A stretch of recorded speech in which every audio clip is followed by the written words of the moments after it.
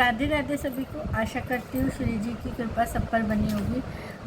देखिए, वूलन की वीडियो नहीं आ रही है वो मैं जानती हूँ, लेकिन गर्मी इतनी हो रही है कि पूरी वीडियो शूट ही नहीं हो पा रही है।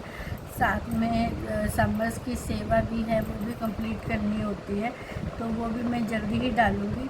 तो इस बीच में सोचा क्यों ना आपके साथ कुछ समर की भी टिप्स शेयर कर दी जाए, ताकि आप अपने सेवा घर में बनाना चाहें जो स्टिच कर सकते हैं तो बना सकते हैं।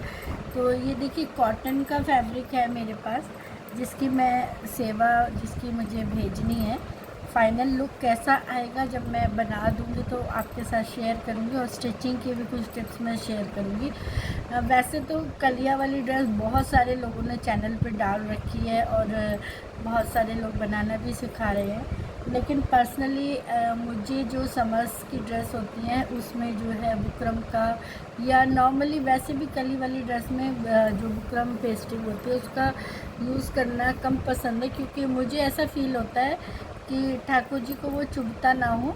क्योंकि बहुत सारे भक्त ऐसे हैं जो ये कलिया वाली पोशाकें बना के दे रहे हैं, उसमें जो बुकरम के ऊपर है पेस्टिंग या पेस्टिंग भी जो भी लगाते, चाहे कितने भी अच्छी क्वालिटी की लगाते हो, उसके ऊपर लाइनिंग नहीं लगाते, क्योंकि वो मोटी हो जाती है।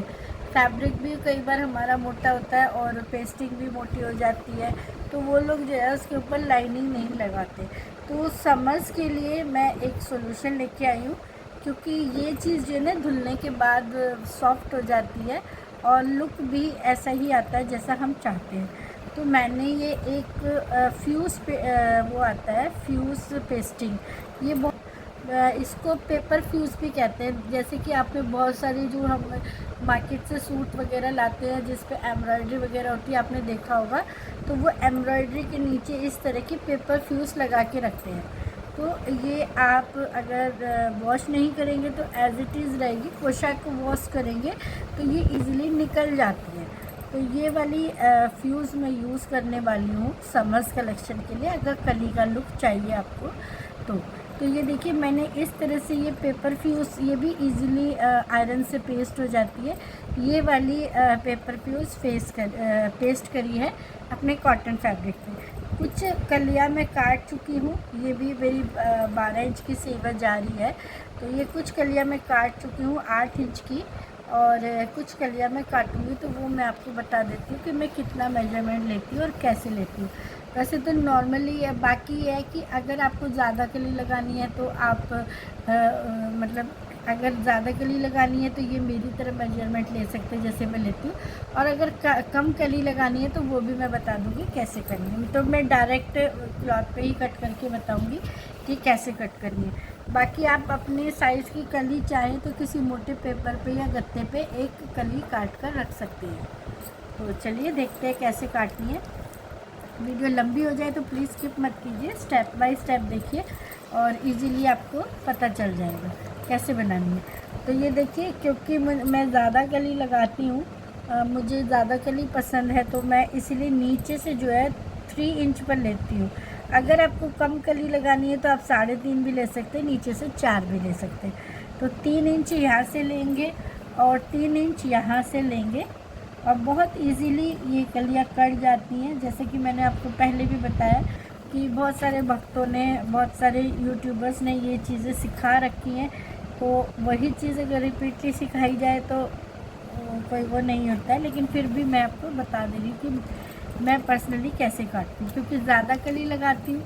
नॉर्मली 12 इंच में लोग 5 से 6 कलियाँ लगाते हैं, मैं मेरी जो है 8-10 कलियाँ 12 भी हो जाती है कई बार, क्योंकि मुझे बैक तक का घेर चाहिए होता है इसीलिए। तो कम से कम मेरी मिनिमम 12 इंच के लहंगे में 12 कलियाँ तो हो ही जाती है।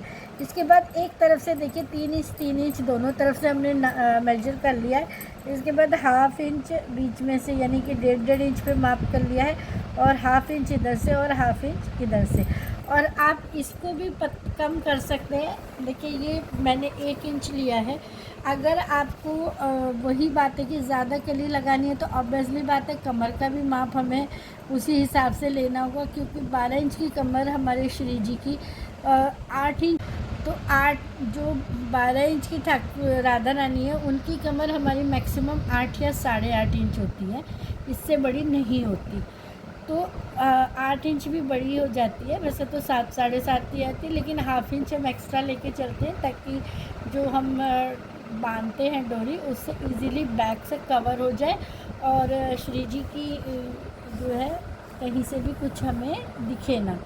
तो ये देखिए, तो आपको अगर ज़्यादा कली लगानी है, जैसे 12 कली लगानी है, तो ये आप हाफ इंच पर ना लेके 1 पॉइंट, यानी कि देखिए हाफ इंच के अंदर 1 2 3 4 5 पॉइंट होते हैं। तो ये जो 4th पॉइंट है इस पर और ये इस पर ऐसे मार्क कर सकते हैं। तो ये हमारा 1.75 आ जाएगा, ठीक है। और हम स्टिच करेंगे तो ये बहुत पतली सी ऊपर से आ जाएगी और हमारी ज़्यादा कलियाँ भी आ जाएंगी और कमर का जो ये है वो भी मेंटेन हो जाएगा। अगर आप हाफ इंच पे भी लेते हैं 1 इंच, जैसे कि ये मैंने ये बताया कि ये हमारा हाफ पे है, और यहाँ से अगर आप हाफ इंच भी लेते हैं तो भी मैनेज हो जाता है स्टिचिंग करने में, क्योंकि जब हम अस्तर भी जोड़ते हैं और सिलाई भी करते हैं। लेकिन मैं किस तरह से जोड़ती हूँ वो मैं आपको ज़रूर दिखाऊंगी। मैं क्या करती हूँ, फ्रंट साइड पे एक कली रख के उसको पलट लेती हूँ ताकि जो हमारी सिलाई है वो दिखे ना, है ना। तो इस तरह से मैं सिलती हूँ। जो अस्तर वाली कली है उसको मैं थोड़ा बड़ा रखती हूँ और नीचे से भी मोड़ के कली पलटती हूँ ताकि जो है सिलाई ना दिखे और फिनिशिंग आए। तो ये मैंने 1 इंच पर ही रखा है और इसके बाद इस तरह से इसको तिरछा कटिंग करते हुए आप ये देखिए, ये मेरा हाफ इंच का निशान है, ये दिख रहा होगा इसीलिए मैं पेन का ही यूज़ कर रही हूँ। इस तरह से रखते हुए दोनों साइड से इक्वली ये कर लेना है, ये देखिए, और बहुत सुंदर बन जाती है। सपोज़ कीजिए आपके पास कम कपड़ा है और आप श्री जी और ठाकुर जी को पोशाक अपने हाथ से पहनाना चाहते हैं, तो ये काफ़ी कम कपड़े में पोशाक बन जाती है कली वाली। अगर मतलब कम कलियाँ लेना चाहते हैं तो आप, बाकी आप ज़्यादा कली लेना चाहते हैं तो देखिए बहुत ज़्यादा अंतर नहीं पड़ता है, ठीक है। और ये देखिए ये एक कली हो गई। तो अब ये जो गैप है इसको हमें वेस्ट नहीं करना है, हमें यहीं से 3 इंच पे मार्क कर लेना है और यहाँ से 1 इंच पर मार्क कर लेना है और फिर इसको इस तरह से मिला लेना है। अगर देखिए कई बार क्या होता है, हम जो इस तरह से मिला के कटिंग करते हैं ना, तो जो ये हमने मार्क लगाए हैं, तिरछी कली काटी है, ये थोड़ा बहुत अंतर हो ही जाता है, ठीक है ना। तो फिर आप जो आपकी कटी हुई कली है उसको रख कर भी काट सकते हैं। ये देखिए इस तरह से रख के आप एक कली काट लीजिए, उसको इस तरह से रख के निशान लगा लीजिए, तो जो आपकी शेप है वो एकदम इक्वल आएगी, ठीक है। ये देखिए ये मैंने निशान लगाया है और इसको मैं मिला दूँ, रफली निशान लगा। तो इससे क्या है कि आपकी कली भी बराबर, देखिए अब जो मैंने रफली निशान लगाया था कली रख के, वो देखिए कैसे आ रहा है, ये इसके ऊपर इक्वल आ गया, आप देखिए स्केल से रख के। तो इसी तरह से आप अपनी एक कली काट लीजिए और फिर इसको इधर से रखिए इस तरह से, और ये इस तरीके से रफली निशान लगा लीजिए और फिर स्केल से उसको बराबर कर लीजिए। तो इससे क्या होगा कि आपकी सारी कलियाँ बराबर आएंगी।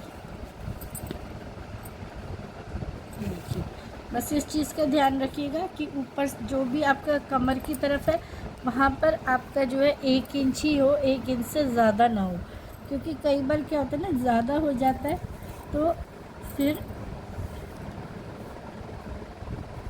कमर को मेंटेन करने में, यानी कि जो हमारा ऊपर का ये होता है उसको मेंटेन करने में हो जाता है। तो इस तरह से आप कली काट लीजिए। तो आशा करती हूँ कि आपको कली कटिंग जो मैंने बताई है वो समझ में आ गई होगी ईजीली। और जब मैं इस ड्रेस को स्टिच करूँगी तो उसकी भी एक एक चीज़ आपके साथ ज़रूर शेयर करूँगी। तो इसी के साथ राधे राधे, और मैं जल्द ही वूलन वाली पोशाक लेके आऊँगी। जैसा कि आपको मैंने बताया गर्मी बहुत ज़्यादा हो रही है और थोड़ा सा वक्त भी नहीं मिल पा रहा है। बाकी बहुत सुंदर सुंदर आर के मैं आपके लिए लेके आऊँगी वुलन में, जो आप खुद से बना के सेवा दे सके श्री जी को। इसी के साथ राधे राधे।